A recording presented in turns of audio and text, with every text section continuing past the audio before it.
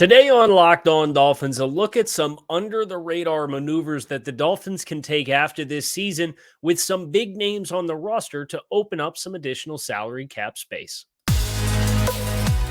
You are Locked On Dolphins, your daily Miami Dolphins podcast, part of the Locked On Podcast Network, your team every day.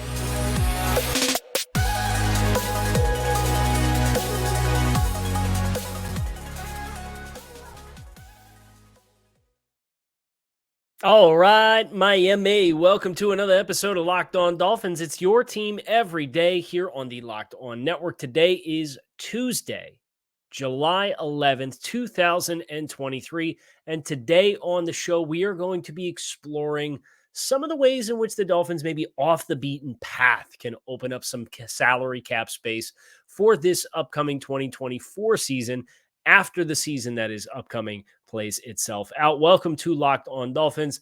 I'm your host, Kyle Krabs, lifelong Miami Dolphins fan, host of Locked On Dolphins, co-host of the Locked On NFL Scouting podcast with Joe Marino. You can find us on YouTube or wherever you listen to your favorite podcast. Want to give a special shout out to the everydayers who are locked in with us on a daily basis because it is your team every day here on the Locked On Network. We don't just say it, we live it. So, much discussion going on from fans throughout the fan base on social media about the salary cap. And one of the things that I did last week was I kind of looked through a hypothetical forecasting of what a salary cap situation could look like and how you would bridge the gap if things go well for the Dolphins this season. But there's more pathways to pursue. There's more options that involve some of the what we perceive to be cornerstone type players on the Dolphins roster. And we're going to be exploring some of those here today on this episode of Locked On Dolphins. So what I have done is I have the Dolphins spot track forecast up for 2024. This is after this upcoming season.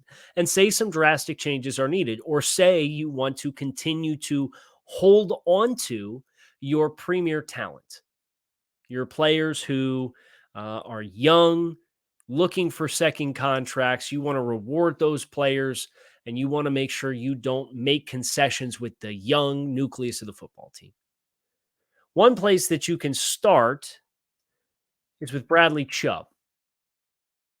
So I have pulled up the spot track forecast, and there are 4 players that I would give any level of consideration to manipulating their contracts.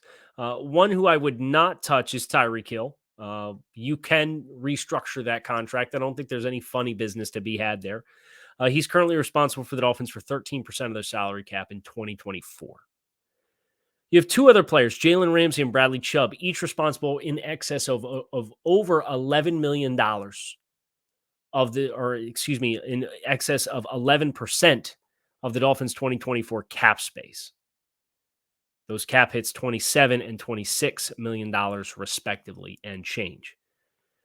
Xavier Howard at 10.7%, and then Tua Tagovailoa at 9.63% of the salary cap for 2024 based off of the projection for the upcoming season and what we currently know. Let's start with Bradley Chubb. And here's what we know about the Bradley Chubb contract. The Dolphins have already restructured it. He's under contract this season for $7.5 million against the cap. That is the testament to what the Dolphins were able to do with how they structured his contract when they gave him the contract extension after trading a first-round pick to acquire him at the trade deadline. He signed a 5-year, $110 million contract with the team after being traded. $33.46 million of that was guaranteed at signing. It was a signing bonus, his remaining 2022 salary, and his 2023 salary. His 2024 salary fully guaranteed on March of this year. So he has a salary of $19.75 million that is fully guaranteed. And then he has a couple $1 million of this year's money that's already been kicked down the road. $10 million of his 2025 salary is guaranteed for injury only. So that's the guarantees that Bradley Chubb was given a total of $53 million in guaranteed, 33 up front, a $10 million salary for injuries only for 2025, and then the signing bonus that he signed the new deal with. A lot of the discussion to this point with Bradley Chubb has been, well, he's got 4 years remaining on this hypothetical contract that the Dolphins have signed him to. In 2024, you could simply max restructure this contract again, take about $18 million of that. You spread that out across 4 seasons, and it adds about $4.5 million to each of the remaining 3 years of the deal. And the salary cap hit goes from $27 million, and you save, it's about $12, $13 million that you can save. You can cut that to about $14 million. You can do that. Here's the other thing that you can do.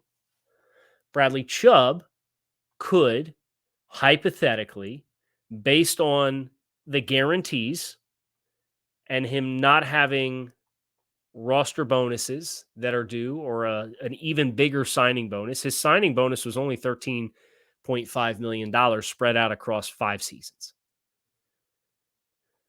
You could look to trade this contract after this upcoming season. Now, he would likely be a post-June 1st trade candidate because of the prorated dollars for his signing bonus, that $13 million guarantee, and the fact that you restructured the entirety of this year's money. But if you did trade Bradley Chubb after June 1st next year, that's a contract that could open $20 million in cap space, and you would incur a little over $6 million in dead cap for 2024. And your big dead cap hit would be in 2025, effectively the Byron Jones situation, but you would be trading and potentially getting a pick back. I think that's worth acknowledging in the midst of a potential Jalen Phillips breakout. Having Emmanuel Ogbah as a player who is under contract, who's $10 million cheaper. I'm not saying I'm advocating for that by any means, but I do think Bradley Chubb would probably fetch you a pretty nice, if you went from a 1 to trade for Bradley Chubb and change, and you got back a 2 or a 1 if Bradley Chubb plays well, but you simply decided we don't want to continue to invest the dollars here, so let's transition away and get a different asset to get an equal or close to equal, because remember, that was the very tail end of the first round was the pick that they traded for Bradley Chubb. It ended up being, I think, pick 29.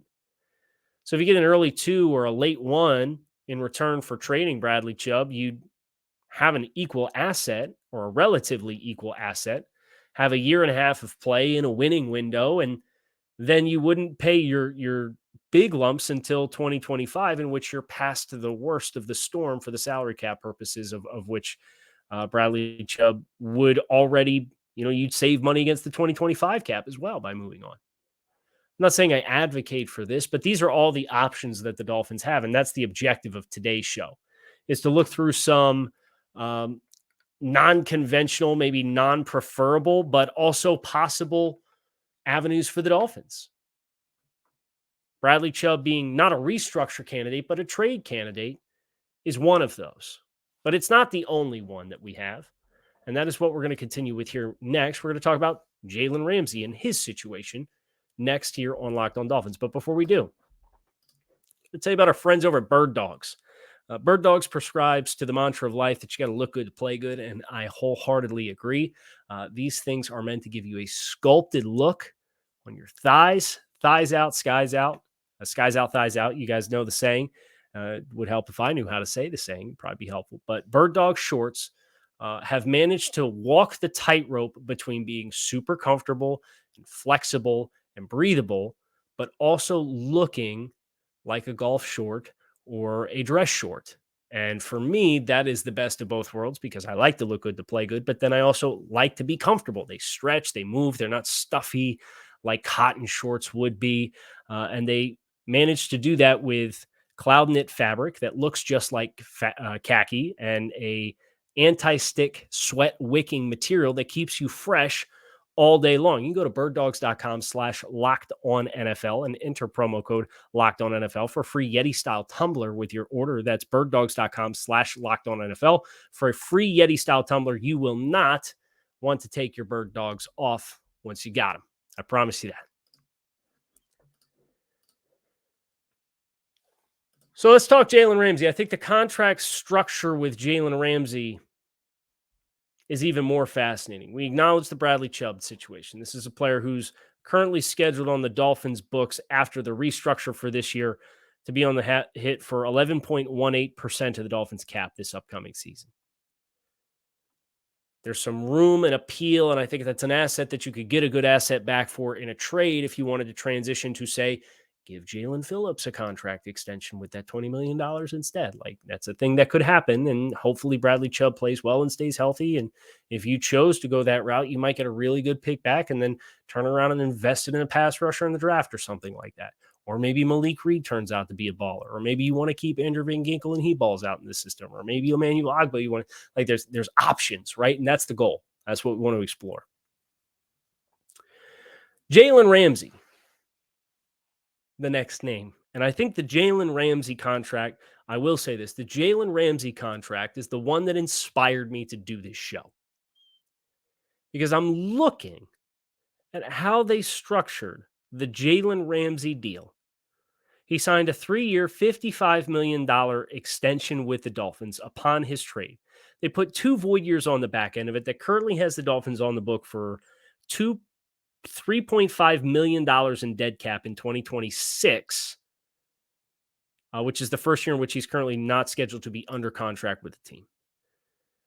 That 3-year, $55 million contract had a $8.835 million signing bonus, which the Dolphins decided to spread out across 5 seasons with 2 void years on the back end of the 3-year deal. And that's how you get the $8.8 million prorated out across 5 years. It's that's where the $3.5 million in dead cap comes from, is the signing bonus.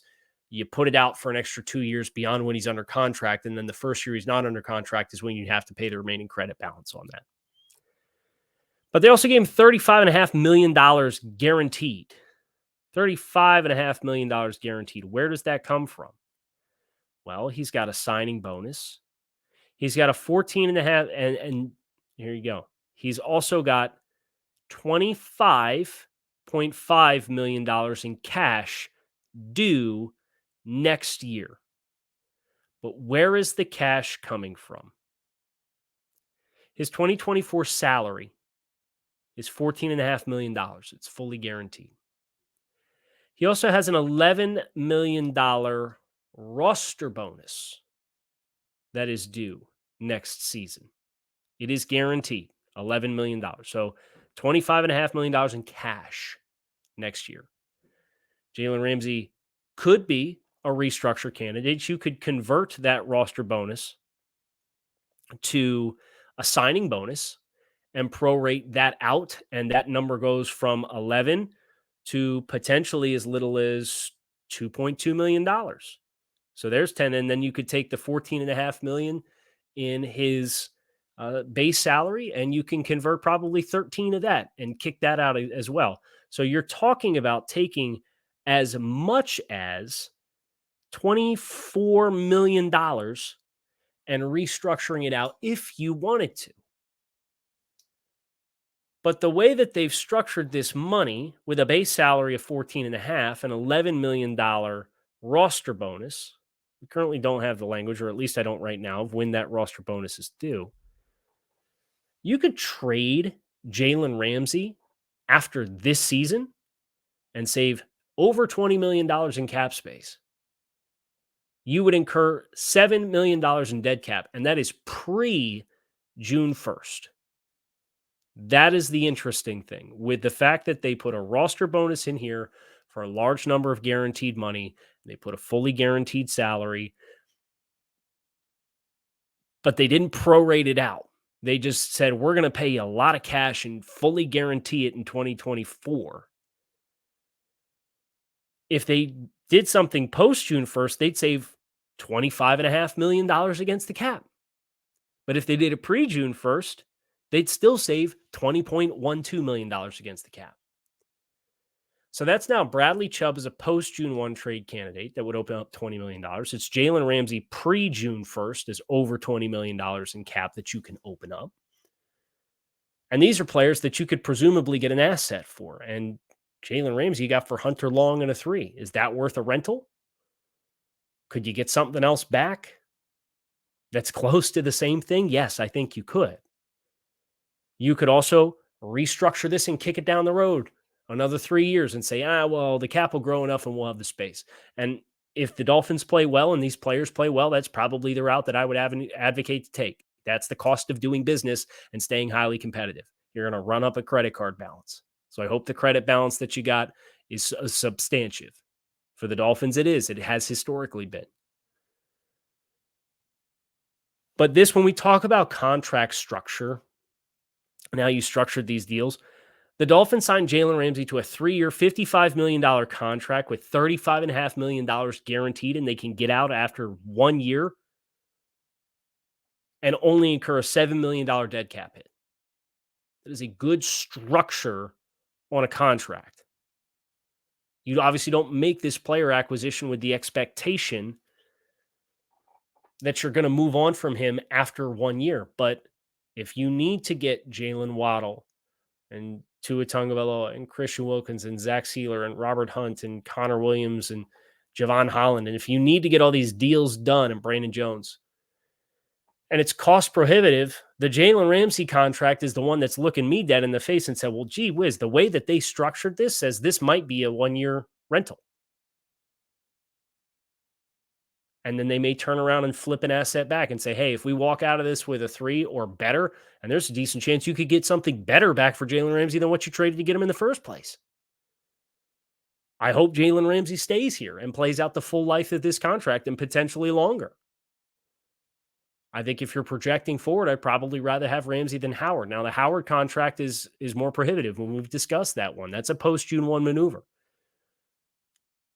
You can restructure any of these and get a significant amount of space, but the fact that there's an $11 million roster bonus in here for the Ramsey contract is something that does raise my eyebrows. Say, okay, we got options with what we want to do with this one. And then, of course, we have Tua Tagovailoa. That's what we're going to finish with next here on Locked On Dolphins, so stick with us. Before we talk about the Tua Tagovailoa contract, we have to talk about our friends over at LinkedIn. These days, every potential new hire feels like a high-stakes wager for you and your small business. You want to be 100% certain in who you are hiring and bringing onto your team, that they have the goods to make sure that they are the asset that you need them to be. That's why you want to check out LinkedIn Jobs. LinkedIn Jobs helps find the right people for your team faster and for free. Then you can add your job and the purple hashtag hiring frame to your profile so people know that you're hiring. You can help spread the word, and simple tools like screening questions help make sure that you get the right people with the right skills in front of you so you know who you want to interview and eventually hire. That's why small businesses rate LinkedIn Jobs #1 in delivering quality hires versus leading competitors. LinkedIn Jobs helps you find the qualified candidates that you want to talk to faster. So post your job for free at linkedin.com/lockedonnfl. That's linkedin.com/lockedonnfl to post your job for free. Terms and conditions apply.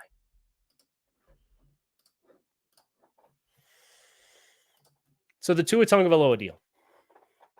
He's obviously going into his 5th-year option. That is a large chunk of money. It's a 1-year, fully guaranteed, $23.17 million 5th-year option. Just a fully guaranteed base salary. A couple different ways the Dolphins can choose to attack this one as well. And I chose not to do anything with that last week when I did the 2024 forecast deliberately, because there's ways in which the Dolphins can open up some significant salary cap space, as an example. And the contract that I pulled up that I want to reference here is the Derek Carr contract with the New Orleans Saints. Derek Carr this offseason signed a 4-year, $150 million contract that included a $28.5 million signing bonus, $100 million guaranteed, and an annual average salary of $37.5 million. Carr will earn a base salary of $1.5 million this year with a signing bonus of $28.5 while carrying a cap hit of $7.2 million. So year one of a 4-year, $150 million contract with $100 million in guaranteed money. Think about the numbers and think about the stratosphere. That's $37.5 million. That's kind of in the ballpark. The Daniel Jones is at $42 million. He apparently asked for 45, 47, according to a report this past week. Derek Carr's 37.5. So it's in the ballpark for Tua Tagovailoa. 4-year, $150 million contract, $100 million guaranteed. And yet in year one of that contract, Derek Carr has a salary cap hit of $7 million in change while receiving $30 million in cash. Tua right now is on the books for a salary cap hit of $23.17 million, being a fully guaranteed salary. Tua could get a raise, and if you structured it exactly how the Saints did, the salary cap hit in year one, aka 2024, would be about $16 million less than what it's currently scheduled to be. And those of you who are not fans of Tua Tagovailoa as the starting quarterback of the Dolphins, you probably don't like this avenue, and we're exploring all the avenues, right? That level of commitment effectively ties Derek Carr to the Saints for 2 seasons. Year 3 of that deal brings a $17.1 million dead cap hit. You can play through the first 2 years of that, so it's effectively this year and next year, and then that following offseason, you can move on from Derek Carr for $17 million in dead cap hit. That's not an undigestible number. We've seen quarterbacks be traded with dead cap hits in the 30s. So the way that the Saints achieved this is they gave him the $28.5 million signing bonus, which is more money than what Tua Tagovailoa is worth or is scheduled for right now by about $5 million. And they signed him to a 4-year deal, and they put a void year on the back end of that deal. So the 5th year is, instead of taking the $28.5 million and dividing it across 4 seasons, which of course would be 27.2. Yeah, $27.2 million instead of 5.7. It's an extra $1.5 million per season is effectively what it works out to be. So his cap hit, if they didn't structure it this way, with the void year, it'd still be 9 and change, just around $10 million. You know what you're getting. And the Saints put a roster option in place for 2025, the 3rd year of that deal. That roster bonus fully guarantees March 2024. Is currently injury guaranteed. He does have a full no trade clause. But it's the void year on the back end of the deal. If you wanted to go with a shorter term deal and then put a void year to help kick out the signing bonus an extra year, you can buy yourself digestible cap hits, not just in this year, but the following years. And Derek Carr, 7.2, 35.7, 45.7, 55.7, but there's only an $11 million dead cap in that 55. So you could move on, or you could re-extend Derek Carr and save a large portion you could save up to $44.3 million in the 4th year of that deal if you moved on. Or you restructure it, you take that money, you convert it to signing bonus, and you kick it back out again. So the reason we're talking about the Tua contract is the $23.17 million 5th year option does not equal what Derek Carr got in a signing bonus, and the way that the Saints structured that put Derek Carr in a position to play year 1 in this contract with a $7 million dead cap hit. Of course, the other way that could cut is if you were to decide if Tua Tagovailoa dealt with injuries again this season and you wanted to move on, it's just fully guaranteed salary. So you could eat a portion of that and then potentially trade Tua Tagovailoa to a different team if there was a different avenue at quarterback that you wanted to pursue, just to be completely transparent. Because again, this is all about options. I'm not saying I want any of these pathways to be followed. But when we talk about flexibility, we talk about the Dolphins building flexibility in their contract structure, the 5th year option stuff, that's standard par for the course. But the Jalen Ramsey one is really interesting to me because there's guaranteed money in there and a roster bonus that perhaps means there's some sneaky extra restructure ability or sneaky caps or cash saving opportunities if there is a transition to be had as the Dolphins look at these players in excess of 10% of their salary cap hit, and that being Tyreek Hill, Jalen Ramsey, Bradley Chubb, Xavier Howard, and Tua Tagovailoa, and decide, hey, one of these has to go. It's interesting stuff. Hope you guys enjoyed this episode of Locked On Dolphins. It is your team every day. Want to give a special shout out to our everydayers who do keep it locked in with us. I appreciate you all checking out the show so much. Make it a great rest of your Tuesday. I will be back again tomorrow with yet another episode talking your Miami Dolphins. Fins up.